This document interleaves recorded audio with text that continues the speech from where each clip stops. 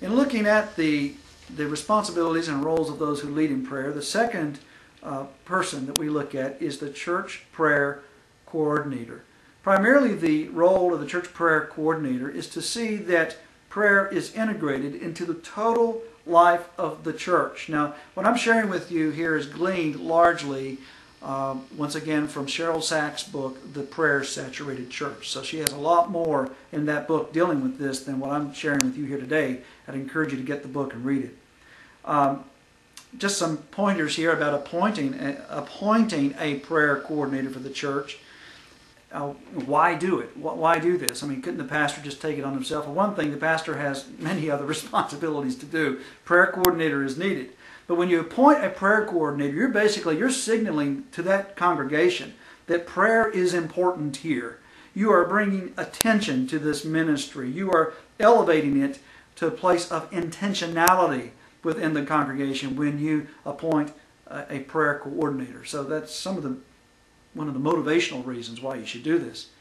When you're selecting a prayer ministries coordinator, a prayer coordinator for the church, here's some of the qualifications, I believe. Number one, you need to make sure this is a person that is a prayerful person. They're a person of character, they're prayerful themselves. They don't need to be the most praying person in the church necessarily, because sometimes the person that's the most prayerful person in the church, you don't want to distract them with administrative duties. And this prayer coordinator's position is an administrative role. There's lots of coordination going on. So the person you choose for this may not necessarily be the most prayerful person, but the prayer coordinator needs to have some administrative gifts, needs to be able to mobilize other people, and it needs to be a person that senses that God has called them to do this. Person with a healthy personal prayer life, we've kind of suggested that already. Person of spiritual maturity, a person that's demonstrating some leadership gifts, we've suggested that as well. It helps if this person has some ability to speak and teach, because there's going to be some public presentation required of this person from time to time. A team player. Important for the prayer coordinator not to try to take the entire prayer ministry on solo. Their purpose is to coordinate. Their purpose is to lead, as we will discuss in a few minutes, a prayer action team. And to facilitate a process with a team of people. So the prayer coordinator needs to be a team player.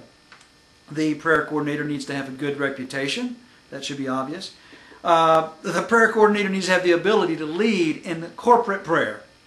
In corporate prayer and in small group prayer. The ability to lead prayer. A servant's heart. The prayer coordinator needs a servant's heart and a teachable spirit. You know, one that is very open to even criticism. Being able to take correction okay. So that is really what we should be looking for in a prayer coordinator. And finally, and this should be obvious, a prayer coordinator needs to have time available to devote to coordinating the prayer activities of the church. And so these are things that Cheryl Sachs suggests as characteristics or qualities, requirements of a prayer coordinator. I would encourage you to get Cheryl Sachs' book, because on pages 45 and 46 of her book, she deals specifically with prayer leader responsibilities that we haven't dealt with here. So there's the role of the church prayer coordinator.